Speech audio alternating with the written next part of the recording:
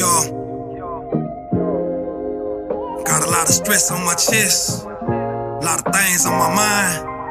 I'm talking about lonely nights in the cell, looking out the window, wondering, God, gotta get me out this. 50 years? Nah, I can't do that. Hell no. 168 months, couple of days. That's what I spent in that kennel, locked in that cage. Man's back to ballin', put it in their face. A lot of played on my downfall, but now when they see me, they like, man, I miss you, dawg. But I know when I was in that cell, feeling hell. Hey, what's up, my lovely people? Welcome to the Last Walk Podcast.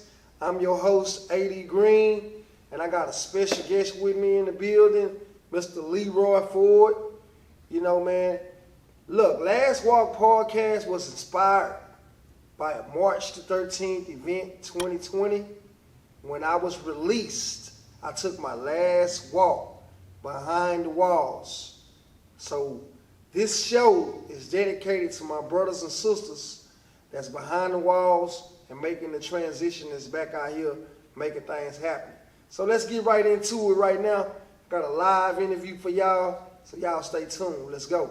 It's your main man, A.D. Green, man. This is where it all happened, man. Last Walk Podcast. Make sure y'all tune in. You're gonna have live, real interviews. What goes on beyond the walls. This is the courthouse right here where the judge threw the book at me. I'm still standing though. Last Walk Podcast. Stay tuned. Yo, got a lot of stress on my chest. Welcome back. Hey, I got my special guest in the house, Leroy, brother Leroy. Hey man, it's an honor to have you, man. Thanks for stopping by, bro. Appreciate it. Glad to be in the house. Yeah, man. So look, I want to know, because a lot of people, they don't know. But man, you come from a live bloodline, man. You know, Right. The Fords is making noise. Right. Out of that Acres home on the north side of Houston, man. You know, Right. you one of them Ford boys, man. Right, So, right. you know, back in the Gap or whatever, man, you know, you was doing your thing. For the youngsters that's tuned in, may not know. Right. But man, I want you to just, you know, give a proper introduction, man, who you are and what you got going on, and like, you know, back then, like how we used to do what we do, man. Right. Welcome. I'm Leroy Ford today, Pastor Leroy Ford today, AKA Lil Ford, born and raised, 44 Acres home. Yeah, it was, you know, early on in life, man, I jumped off the porch at an early age. My mom, you know, she lived down by MC Williams. Acres home. And she was a single mother, you know, and she didn't have support of a man. She was a Christian woman, so she did everything by herself. And back then, I experienced my mom taking care of me and my sister. It was just me, my sister, my baby brother was the infant, and I was young in elementary school. And what started my transition, and then to say the least, that I grew up in a church home, right? So I had the church side of the family, then I had the street side of the family, you know. So my mom, man, she tried her best to keep me centered on doing what was right. But what happened to me was one day, you know, my mom was having struggle, times was hard, wasn't no man in the house. And I came home from school and we didn't have no food in the icebox. Man, You know? I can imagine those days. And opened the icebox up and it was a jar of mustard with the black rim around it that said that it'd been in there for probably about 2 months. Come on in, man. And I seen my sister sitting there on the floor crying. She was like, I was like, what's wrong with you?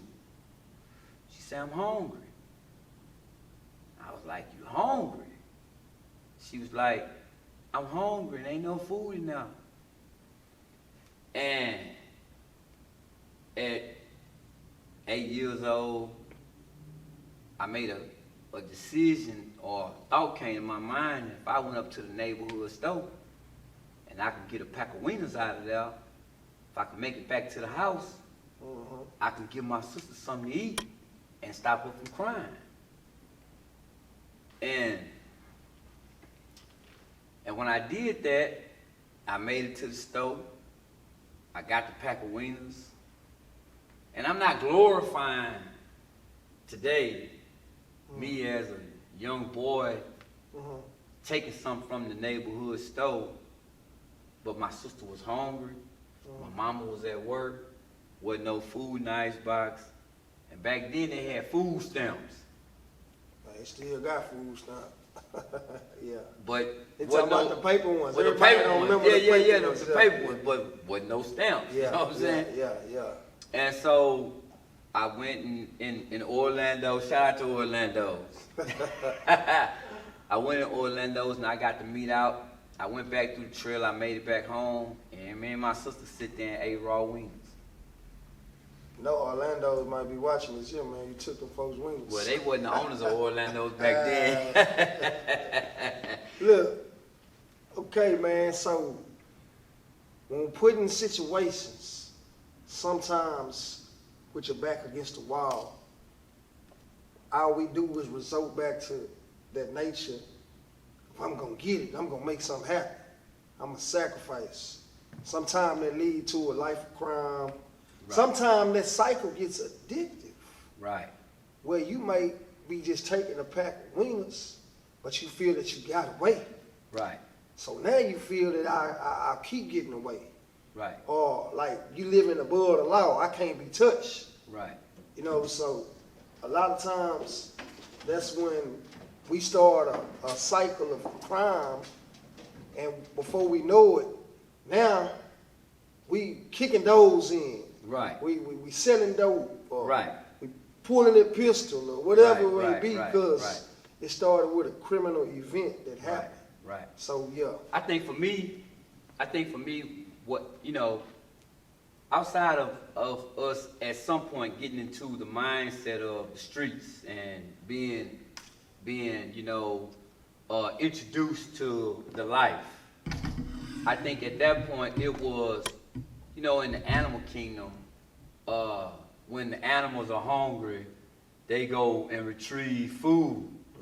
I think in that situation for me at that time was, I wasn't conscious of I'm going to take something from these people's store.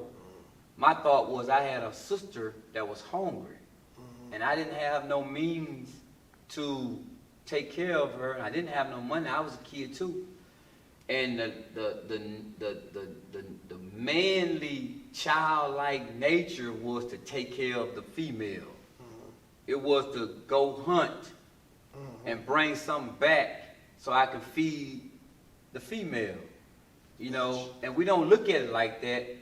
And so I think from that, it was at that moment right there that I think at a young age, I transitioned from the innocent little boy to the young boy who had to try to find ways to maintain the house in the absence of a man.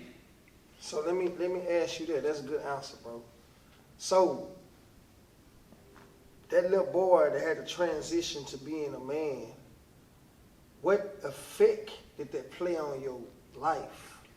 Well, the effect that it played on my life at that time was I began to veer off into the neighborhood subconsciously, not even realizing, looking for a father figure. And the character that I ended up running into in that place was guys who was in the neighborhood, family members who were in the streets, and they were vultures. Hold up now. Now I really want you to describe the notorious Acres home, especially in the early 90s. A lot of people don't know that. Right. You had your 790s. Right. which is the ghettos. Right. Well, I'm talking about it had to be hard back then. I growed up, Lakers home, believe me, I know I was out off the porch. Yeah, Then you had your Garden City that's where I come from. up the street, Right. another the tourists, Right, right. the jungle type, you know. Right. The bricks. The bricks. Garden City, the bricks, man. Shout out to Lil Yo, man. Yeah. You know, so man, I just want to paint a picture so people can understand in like those 90s.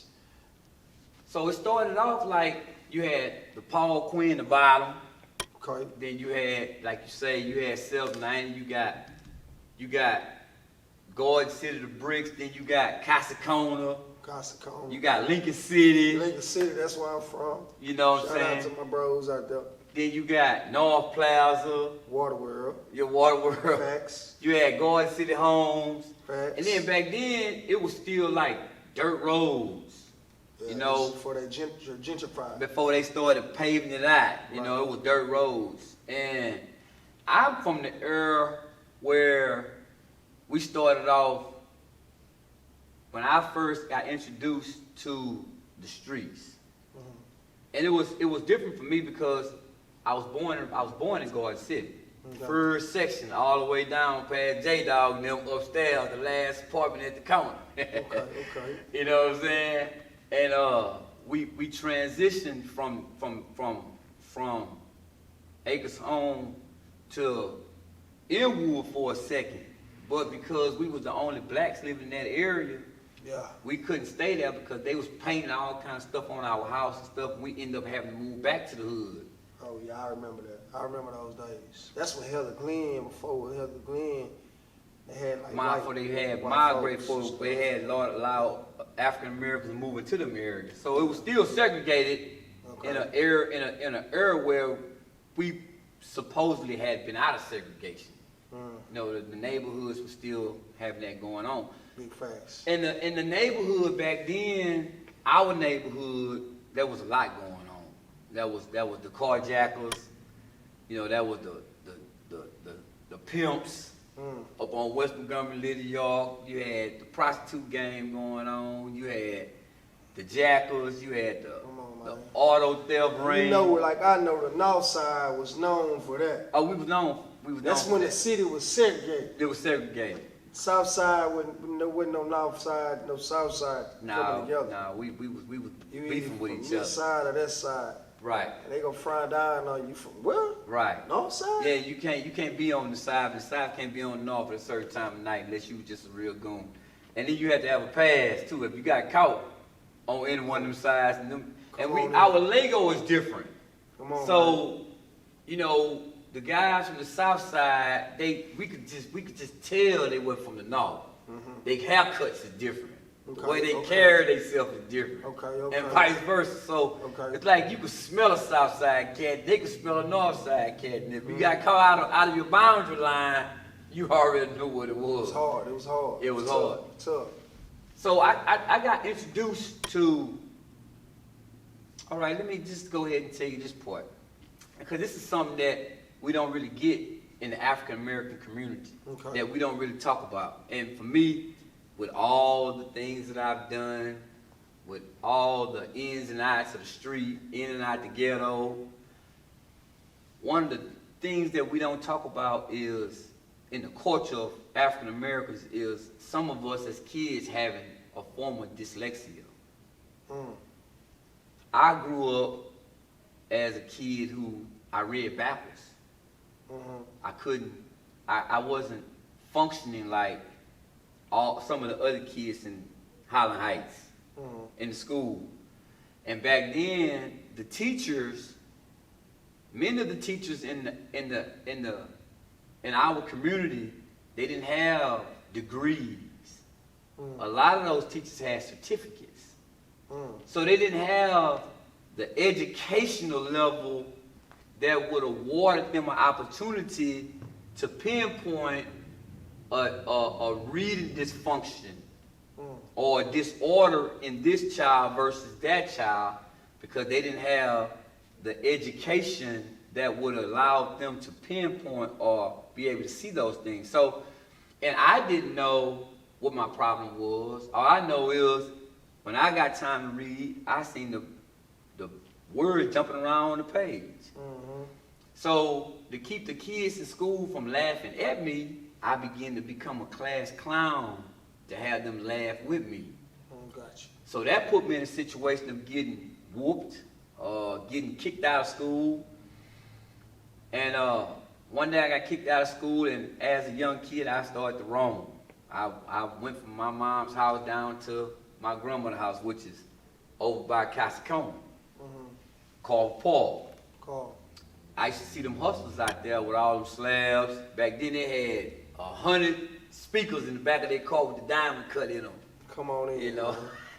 Feel wheel in the back. Yeah, feel wheel in the back, and that's before people really ride swingers. That's before. And Vogues. That's before people really knew what, you know, what music was.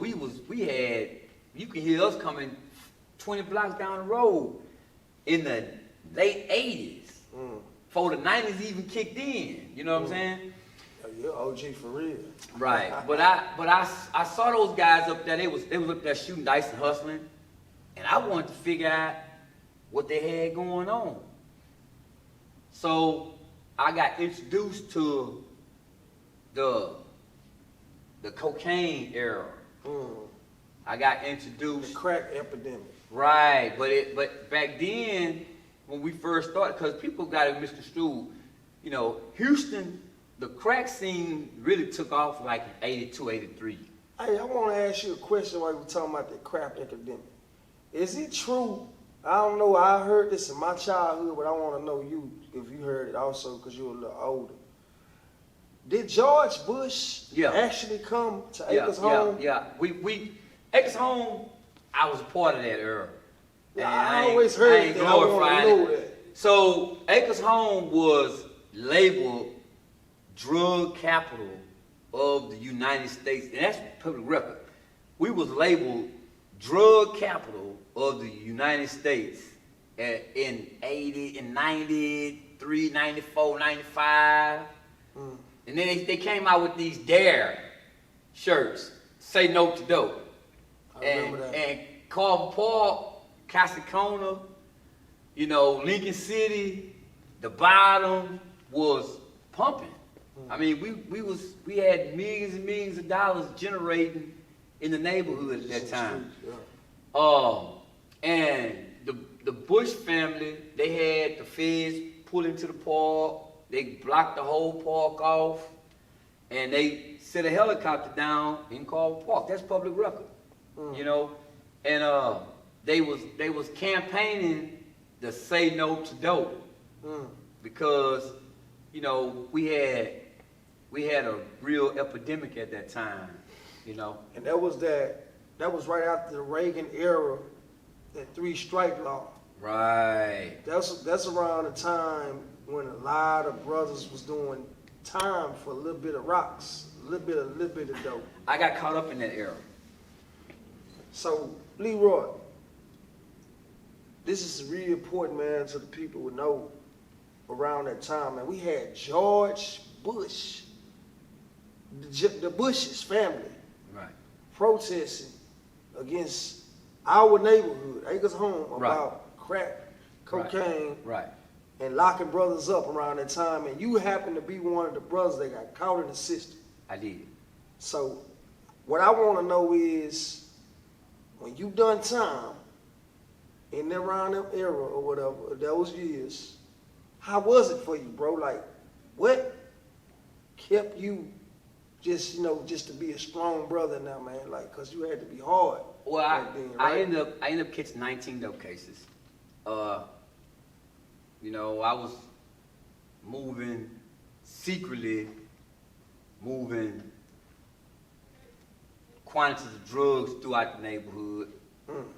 And then we was strategic with it. You know, we had trap houses all throughout the community, and people who were using the drugs, we would pay them to use their houses. Trap houses. Right. And so, and then at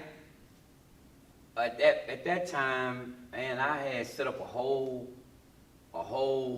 operation. Back then, before George L. Brown was there, downtown in that era over there was like Chinatown. Okay. And me and my partners, we would go downtown, and a lot of the upper class people would get on a charter bus. And we would actually get on that bus and transition large sums of drugs to those upscale, high-rise clients. You know, and long in that, and now that's another. Okay. We can get to that another time. But so what happened for me was I ended up catching those cases, and I had a high-profile case. I ended up beating 16 of those cases, and they had me at the last 3. They offered me 67 years in the feds, started not, and that's all in months. 67 years. That's what they was coming at me with. And then we dropped it down. They ended up through technicalities. I beat a lot of those cases and ended up with the last 3, and I couldn't get from under those last 3 or the first 3 because the informant that they was using to get me with was a person I grew up with. So this next block right here, this is where when you getting ready to get released, like on bond, this is where you get out right here. Block.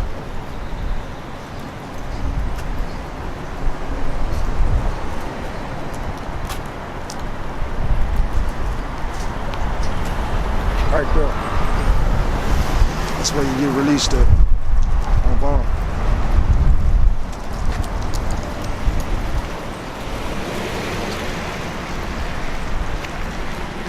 So, watch this car, man. So look, when we go to court in the morning, it's a tunnel. It's a tunnel that leads right here, this big tunnel right here. And you walk inside that thing, it's go to court. This is why I fought the fight of my life at. You have to go early in the morning and go to court.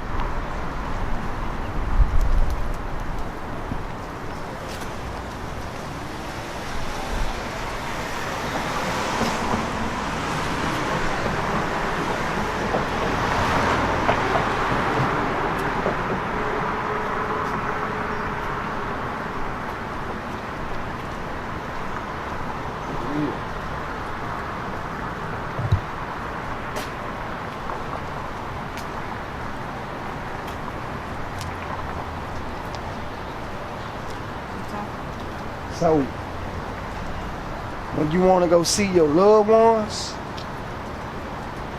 this is the building that you go see your loved ones go visit. This is the new jail. This is 1200. 1200 Baker. That's 701 over there. That's 1200 Baker.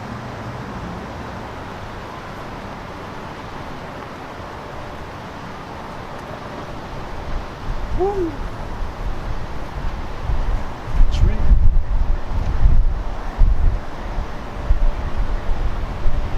New jailhouse, 1200 right there.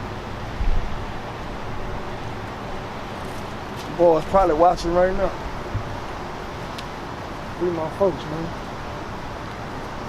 Free my folks, man. I sat there for a whole year straight. I sat there in the whole year and a half for my trial. My trial lasted almost like a week, about 2 weeks.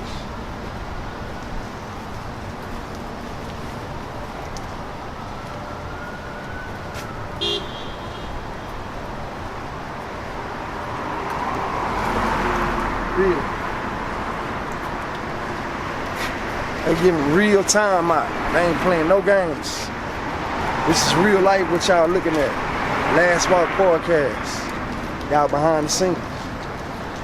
So bro, like I said, man, I like to know, like, in the event of you doing time or whatever, what was some of your moments in there, if you could remember? I want to have a little cell talk, a little flashback in the cell talk. Cool. What was some of the toughest times when you was in there, man, and doing your sentence? So when I got my baby life sentence, and I went into the system, it was real hard back then because when I went into the system, they had, you know, the Mexican Mafia, they had the Texas Syndicate, they had Black Panthers, you know, then they had Mandingo Warriors. Yeah. They had a sect of disciples. They had some GDs and stuff like that. It really wasn't. We didn't really have a lot of Bloods and Crips down here in Texas then. You know what I'm saying? That came later as, you know, people from California started transitioning down here and setting up their little stages or whatever. And then, but back then in like 80s, late 80s, early 90s, we didn't really see a lot of Crips and Bloods in Texas. And so when I got into the institution, first unit I hit was Clemens. Ooh. They call that Burning Hill. Was that West Texas? In Brazoria. Oh, Clemens and Brazoria, founded by Rochelle. Yeah, I was down there. Okay. Bricked up. Yeah, I was in the brick, man. And they had me on the trustee count because it was my first time in. I actually wasn't supposed to be in the penitentiary. They classified me and they sent me, because of the case that I had, they sent me to pretty much one of the worst prisons at that time in the system. Young, wild. And they didn't have PC. They didn't have, back then, they didn't have it where, they didn't have it where they had protection. There wasn't no prayer, you know, where we can, you know, knock on the door and they'll put you away and save you and put you up. They didn't have that. When I first hit the system, it was real hard, cold rapists and murderers. It was times that I'd be in my bunk and I hear 3 or 4 rows down, a little dude down there hollering and screaming because some dudes done put sheets over their head, cut their eyes out, and ran on them 3D. You know? So horror stories in the penitentiary. Right. Then they used to have there, it was doggy dog vulture type of prison system where if you was not, if them men saw any type of flaw or fear in you, you was gonna ride with somebody. You know what I'm saying? When you say ride, I want you to explain that to my people that's paying attention on this podcast, because we got prison terms. Okay, so what does ride mean? Ride means if you're weak, or if you can't fight, or if you don't have a desire to bust somebody upside the head, a man will take you and turn you into his property. It's like slavery on the inside of a enclosed institution. That you become a slave to a man, and there's 2 different types of riding. There's a type where he just got you sending home to your family and sending money to him, or he taking the money from your commissary, or extortion. That's the extortion ride part, and that's to keep you from being raped. In other words, they looking for protection. They looking for They're protection. trying to hide behind something a little more stiff and they can survive in that. As only the strong survive. Right. And you know, at this point in life, I acknowledge that there's a lot of men or women that come into the institution, and everybody ain't tough. Everybody ain't come from our background. Everybody ain't came up in an era or place where you had to survive. You had to learn how to fight and deal with vultures and predators of another type of sort. So when some men and women come into the institution, everybody didn't come in tough. Some of them people came in, mamas and daddies was lawyers and doctors, and they got in some trouble. Silver spoon. They got in some trouble and they end up in the institution. Well, when they get in there, you got hard, cold people who got 150 years for rape. Never going home. 202 life sentences for murder. You know, they aggravated mentally. They are predators, you know, and they looking for any opportunity to survive. So the institution, even though it was an institution, it was a jungle. And only the stronger of the sorts would survive in there. And I caught that last era where I used to be up on the, every Friday they call it bullpen. We had to go up on the 4th floor and we got in the circle and you had to fight. So this message to all those youngsters out there, man, that don't know what they getting themselves into. It just sound good to be a gangster and want to do this and do that, but they don't understand the seriousness behind the action and the consequences. Right. So you talking about a bullpen where you had to fight, Right. you had to go hard, Right. they backdoor you. Right. Tell them what backdoor you mean. That mean like, So backdoor you mean, well, we got in this bullpen, we all get around in this circle, and all the guys that was working out, because back then they had free iron, and the men in prison was way bigger and stouter than the actual guards that we was working out. So with the bullpen was, every weekend we go up there and everybody got to come up there and fight. And what the play was, if the guys who up there who really running the close custody, if they didn't see you coming up there to fight 1 or 2, 3 weeks in a row, you was automatically sought after. Because that's to say that you is afraid, you know what I'm saying, and you weak. So you need a representative. And a ride. Somebody you gonna ride with. You need to, because if you ain't gonna fight, you gotta ride. And if you ain't in a bullpen, that means that you ain't gonna fight. You know what I'm saying? Yeah. But backdooring was, you'll get out there and you'll fight, and while you fighting, these 2 or 3, 4, 5 guys right there, they partners. And they clicked up together, or they might be Mandingos, or they might be, Mexican Mafia, TS. And if you get out there and you ain't a part of no organization or whatever, you start whooping one of they cats, they'll shoot somebody else out there on you. They backdooring you. Backdooring. You know what I'm saying? So it don't stop. And don't be good at your craft, because I've been in situations like that. I mean, don't be good at your craft and you fight that dude, they'll shoot nothing at you. So they started backdooring you. Until you get tired. And until you get tired. Or because you really ain't no way to get smart about that. Because if you tap out, that's showing that you got weakness in you. And you might not be weak. You might just trying to find a way to keep from having to keep fighting. But if you tap out, that puts you in a situation. Because now you got guys that's going to come at you on other different, levels. So yeah, until you get tired, basically. So let me ask you this here, Brother Leroy Ford. When you was inside them walls, is there any times that you can remember some of your rough times, other than fighting? Have you ever stabbed or been stabbed or Yeah. anything like that, And these are things that I had to come to grips with, and I thank you for this opportunity just to even talk to me about this type of situation, because I've been hiding a lot of this, and you had to let me know that people need to hear these type of stories. This the type of real stuff that we hide and people be trying to figure out and want to know. You know what I'm saying? So yeah, I got stabbed on that unit. It was early in the morning.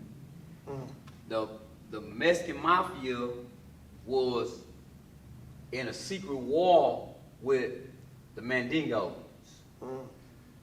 This didn't have nothing to do with me. I ain't no Mexican Mafia and I ain't no Mandingo. I was just a young... caught up in the middle. So we in the chow hall getting breakfast. Now I see all the Hispanic guys all on that side. And I see all the blacks on this side. And most of the time, you will kind of see some intermingling with each other at some tables. But this particular morning, it was segregated. And I'm Like, saying lose in my something mind, inside. I'm saying, man, I better, in the old school say, Lumps, you better get your food and get out of here. My name was Lil Ford, you know, from the hood. That was my alias. But it was like, better eat your food and get out of here. I'm like, I'm trying to eat my food, man, but I really want to see what's going on, though. You know what I'm saying? I want to get out, but I want to see what's going to happen. And a Mexican dude got a metal tray, and he came and hit me across the head with the tray out of all people in the child. Man. Hit me across the head with the tray. Woo. When he hit me across the head with the tray, You talking about those steel trays? we had the metal trays back Oh, then. What you man. see in the movies? Yeah. We had those for real. But when he hit me across the head with the tray, I jumped up. And when I jumped up, I grabbed the metal pitcher, the glass pitcher, and I throwed it at the dude. And when I throwed it at him, the wall kicked off in the child. Boom. So it's like, out of all the people to pick at, they thought they had the weakest one that they was gonna start this fight with, and it was out of all people, it was just me that day. So the war kicked off. I ended up beating this dude and ended up getting stabbed by one of the Mexican mafia guys at that time. Yeah, it was a very rough moment, you know. And then, cause I had baby life sentence, I ended up doing altogether 14 calendar.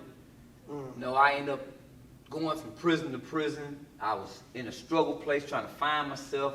Ended up getting that reputation for being a fighter and a gladiator.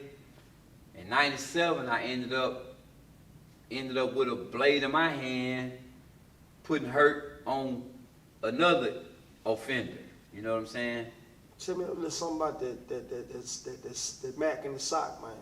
Did you know how to work that Mac in the sock? I had a situation with that one time, man, where Tell everybody about that. so the Jack man. Mac and the sock is back then we had canned goods that they sold in the commissary. They had now the Jack Mac was a good can, but that wasn't the cheapest, rawest can.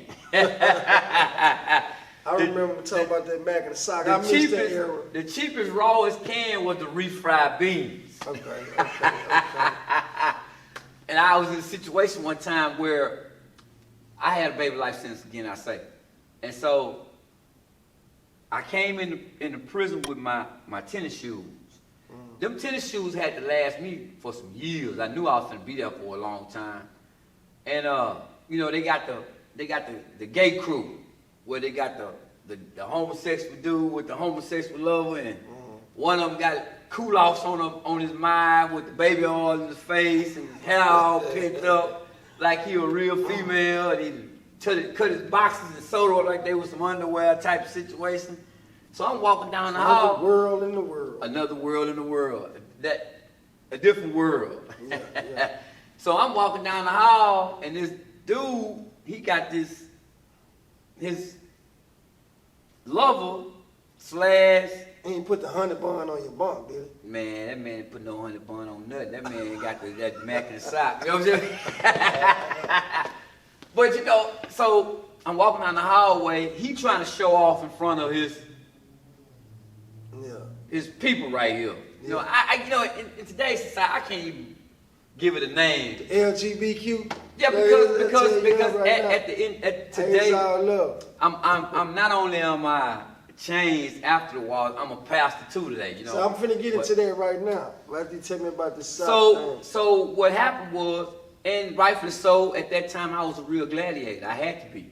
You know, I was on Beto 1 at that time, and you know, I was on Ferguson, I was on Clemens, I was at the prison when the Conley 7 escaped. I knew some of them guys personally, or whatever. Texas 7, I remember Texas that. 7, right. So, dude stepped on my shoe. And I asked him, hey, bro, you know, don't step on my shoe. But he got to show off in front of his girlfriend, you know, and she's sniggling, do it again. And he stepped on my shoe again. You know what I'm saying? So I turn around and say, bro, if you step on my shoe one more time, you know we're finna tear this hallway up, right? say, so, man, don't step on my shoes, man. I took off walking. She, yeah, you gonna let him talk to you like that? And he stepped on my shoe again. And when he did that, he didn't know that I just came from another unit, and I was a real gladiator. He thought that I was just a square look, and I mopped him all over the chow hall. I remember that was like having to prove yourself in that, man. It take one example. Yeah, but one example. See, but with that one example, sometimes when you make them examples, that put stars on you, they put stripes on you, they make you become the sought after, because the other guys who actually is known as the bullies and the guys with the southpaw, the boxing game, they don't want it being said that you is a gladiator, so they come at you. I've been through. So long with that story right there, man, I ended up going to lock up behind whooping this dude, him and his lover, and the dude sent me a kite, a letter. Kite is a note. He had the SSI send me a note back there, told me. See her talk kites. Kites, right. Put it on that line, man. Put it on that line. So he had the dude to send me a note back there telling me he's gonna kill me when I got out of lockup. That's the wrong thing to tell me or not. Yeah, but I gotta get you before you get me. Yeah, but now so what he messed up when he sent me that note telling me he gonna kill me, he don't know me. He don't know who I am, he don't know what I've been through and where I'm from. So, and my thought in my mind was the whole time was I was going back home to my mama. I was gonna get back to Acres Home. I'm gonna get back to the 44, I'm gonna get back to H-Town. So at that point, when he said that, I kept the note. And when they come in from the host squad, the fields, back then, you had to get naked when you come through the back door. I remember those days. And I was one of the guys that I didn't do a lot of playing. I paid attention to everything. I got stabbed at one point in my sentence. I ended up having to do something to other people at different places. So I wasn't one of the ones that did a lot of playing. I didn't do a lot of laughing and joking and playing around, because I knew at any given time it could pop off.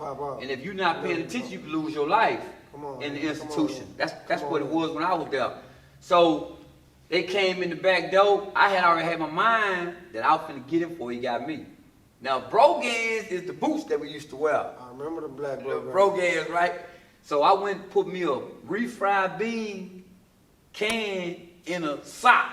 I tied it up like in a knot, like David and Goliath type of situation. And I sit in the corner. The dude come in, walk right past me, laugh with his little girlfriends. He ain't paying attention that he got a stalker over here in the corner trying to get him. And when he got in the shower, one thing they teach you from back then was you don't put no soap in your face, and you get you a back wall. And when he got in that shower and put that soap in their face, the whole shower got quiet. Cause I walked in there with my boxers on, my Brogans on, with that. I got that. Just got the sock, the can, the sock. Yeah, I got. And I walked in and I say, man, you said you gonna kill me? And when he opened his eye, I went to work on him. You know what I'm saying? And hey man, these stories right here, man. I'm telling you, man, these some stories that like, hey man, brothers went through something in there that y'all don't know about. Right. These gladiator stories right here. Right. So look, man. I want to know. This is another thing I want to know. I want to switch lanes. Okay. Bro, you went through a lot. I did. You went through hell and I did. But today, look at you, man. Look, I hear some wonderful things about you, man. Right. So you done went from gladiator to pastor. Right. Tell us about what you're doing out here now, man. What's going on in your life? So at one point, at the end of my sentence, when things really got real tough, I felt like I was in a black box. It's like the institution and all the things that was going on inside of there was turning me into a person that I was afraid of. And I would feel like that I was becoming something that was dangerous. I didn't go in there that. But because of all the different things that was going on inside of there, I felt myself becoming what my environment was. Product of the environment. You know what I'm saying? And at some point, I began to call out to God. Now, you remember when we first started, I was talking about how I used to read, write, and spell. So when I got in the institution, you know, and I finally made it to that point to where I was like, man, I got to do something different. If I don't, I'm going to end up in this place forever. Because I'm going to end up hurting somebody and I'm not going to be able to get out and get some time on top of the time I already got. And that was fear for me. I wasn't afraid of people. I was afraid of myself. What you would do. You know what I'm saying? So I ended up going to ASIG because I ended up hurting somebody, an officer. You know, it was real racist too back then. They would call you niggas and boys, you know, with no remorse. Yeah. And I caught the last end of that era, you know. But so I ended up crying out to God, man. And I ended up in lockup. The first book I ever learned how to read was a New King James Bible, man. And I studied, cut all the way through that Bible, man. And I had lost my pride at that point.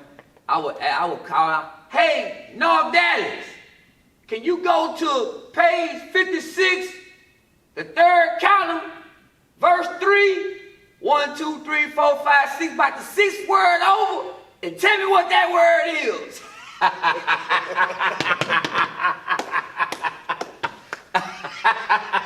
That's how bad you were. That word is strong, little Ford. Oh, that's strong? All right, brother. Strong, I need that right there. And but after I got out of ASIG, I had learned how to read. I had started reading dictionary. I picked up my vocabulary. I went and got in the GED program. I flunked the GED my first 2 times. And on the third try, if I'd have flunked it the third time, I had to start all over. I flunked it the first 2 times, and I passed it by 1 point on the third try. That's all I needed. Say 3 times a charm. 3 times was all I needed was that 1 point. Wait a minute, man. Wait a minute. The folks need to understand this. So you have no education. No education. You couldn't read and write. I couldn't read, write, or spell. I had no form of education. While you in the system, Inside the system, you taught yourself taught myself to read by reading the word. by reading the Bible. Right, Ain't that amazing, man? right, There's Right. a lot of more brothers in there too I ran across the same, man, right. with no education. Yeah, I had no But education. you chose to do something with yourself. Yeah, and so I started reading the Bible. I got out, I got my GED. They had college back then too, so I ended up going to college. I went to Lee College, you know. Right. Yeah. That's my education. Shout out to Lee College. My education started in there too, man. So yeah, I know what you're saying. So I got out. I went to college program. Went to all the vocations and everything I can get to read, I was reading. I had my mind made up that when I got out of there, I was gonna to do something different. You know, I was through. So I couldn't sell drugs no more. You know, my era of the drug life was over. You know, I wasn't going back to the streets no more. And me getting educated changed my perspective. It changed how I looked at things. It changed my outlook. You know what I'm saying? It gave me a different hunger. So when I got out, I think who was it in the Bible? Moses or something that didn't know how to read? Moses had a speech problem. Speech probably, okay. Yeah, he had an impediment. But God Right, used but him. God still used him. Right. Right. And a whole bunch of them. I mean, it's a lot of them. And most of those, you think about 1,000 years ago, they didn't have reading like we have today. So most of them guys back then didn't read, you know. A lot of people don't even understand that gangsters wrote your Bible. Right. Yeah, they was all Ex-gangsters. they was all that for real. From Moses to David, I Yeah. can go on. Abraham, So, they was killers. I mean, them guys were. Well, see, now, talk about that, Mr. A.D. Green, man. I mean, thank you, man, for letting me be on your show. man, But to talk about that, that was a time in the dispensation of life where in order for you to be a stand-up man and women and children to be protected, you had to be saw as an individual who could protect your village. You had to be saw as a person who everybody knew that if something happened, you wasn't gonna turn your back on them, you wasn't gonna run. And oftentimes that was identified as somebody who was a warrior and a fighter. That's not what they wanted to do, not who they wanted to be, but because of the place where they was in, the environment they was in, when the time called for it, they had to protect their people. You know what I'm saying? Thanks. So, and a lot of us in our lives, we identified with protecting our family, our women, and our children. And the way we went by doing that, many people might not have, looked up to that or identified what our struggle was. But to us, in that jungle, at that time in that's all we saw ourselves to get out of and to take care of our families with. Out of the captivity. Out of the captivity, right. What's up, my lovely people out there? Look, you may be going through a struggle. You may be going through a bind right now in your life. Understand this, though. Tough times don't last. Tough people do. Overcome your circumstances. Overcome adversity. Overcome anything that gets in your way. Push forward. Grind. Push. Mash. Remember that. Tough times don't last long. Tough people do. Your main man, AD Green. Bed not. Gotta get me out this. 50 years? Nah. I can't do that. Hell no. 168 months. Couple of days. That's what I spent in that kennel. Locked in that cage. Man's back to ballin'. Put it in that face. A lot of played on my downfall. But now when they see me, they like, man, I miss you, dog. But I know when I was in that cell, feeling hell. Look, man, y'all know what it is, man. Your main man, AD Green, man. You tuned in to the Last Walk podcast. My bro Leroy in the building with me, man. What's up? Stay tuned. It ain't going down. It's going up.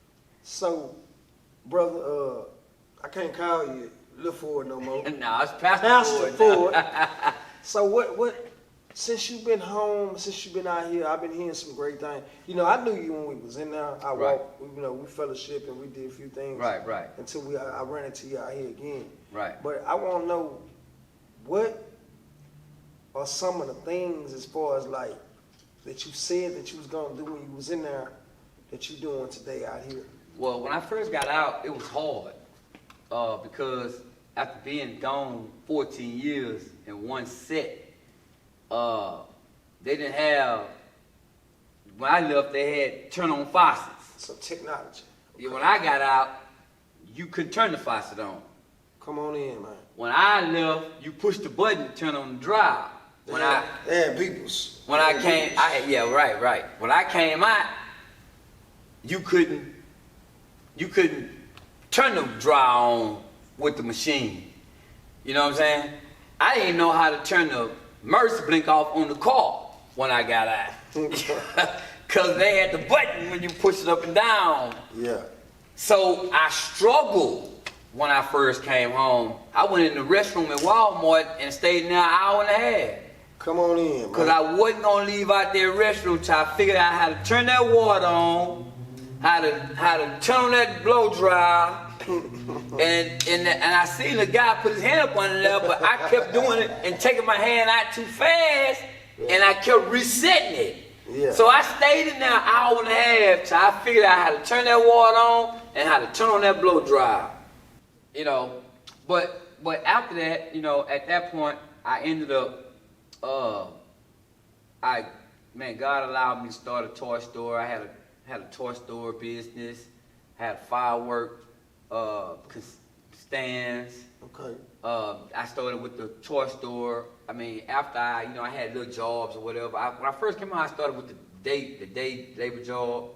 I tried to get back into the music industry, but you know, it took too much for me to really get back into the rapping and writing music and stuff like that. The engineering part of it was, and I didn't have the major labels and stuff or people that would get behind me. So I started with the day labor jobs. I ended up saving my money up.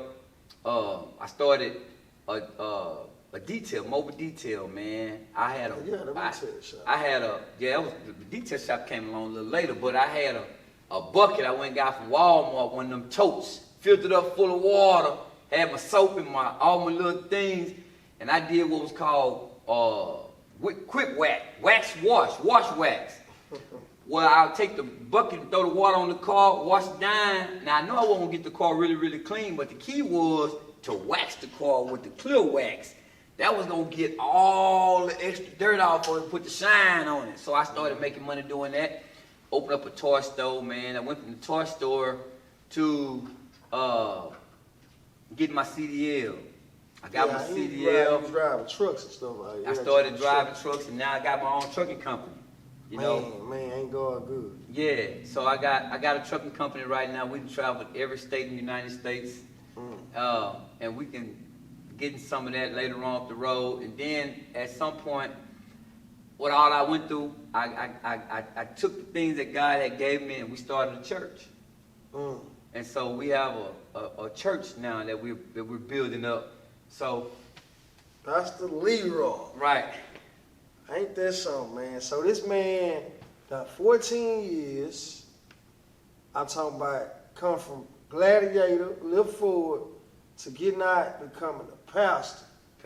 You started your toy store. You started your detail shop. And you got you a trucking company. An entrepreneur. Right, and now you waiting on your church to get big. Right, we building the church. See, that's what I'm saying. And this is how I know that a man can change. Right. A man ain't ready to be rehabilitated until you reach rock bottom. Right. Until he say, I done had enough. Right. But a man can change and come home. You're living proof. Right. You're a living example. Right. That it ain't how you start, it's how you finish. So before we get up out of here, man, do you want to tell the folks how to find your church or anything like Instagram or Facebook or anything that you got going on they want to know about? Yeah, I'm Leroy Ford, Pastor Leroy Ford. On Facebook, I have a few Facebook accounts because we got to remember when we came home, we didn't know how to log in on that stuff, and I forgot some of the passwords to the Facebook account, so it's a bunch of one that I can't even get back in them no more. But there is one with me on there, Leroy Ford. I have on a brown vest and some headphones. On that particular Facebook site, I have my messages and my ministry. My ministry is JCT, Jesus Cooks Too. While Satan is conjuring up something evil against you, Jesus is cooking too. You know what I'm saying? And my church is 1818 Esther Drive, Houston, Texas 77008. We have evening services at 3:30 in the evening. We got that going on. I thank you, AD Green, for giving me shots out, letting me come in and sit with you, man. It's an honor, man, just to see another brother that come from a struggle like I come from, man, out here doing something good with himself. And I want to say to the people that there's a lot of men and women in the institution who are entrepreneurs and powerful-minded people, and don't never turn your back on people because of their downfall, because you never know who that you're gonna be needing at some point in time. Like, who would have said that I was gonna own a trucking company being somebody who couldn't read, write, and spell? And you could look down on the institutionalized person or person that went to jail, and now you driving one of my trucks. You know what I'm saying? So, speed. So my thing is we all need each other, and you never know who is going through a struggle and why they're going through a struggle. Nobody knew that I couldn't read, write, and spell. Nobody knew I had problems in my family or things like that. But look at me today, Amen, brother. Amen. Y'all heard it, man, live on the Last Walk podcast. Make sure y'all tune in and keep it real with your folks. I'm talking about you got brothers and sisters. It's very imperative, man, that you hold them down. Look, it ain't going down, it's going up. Bed, night.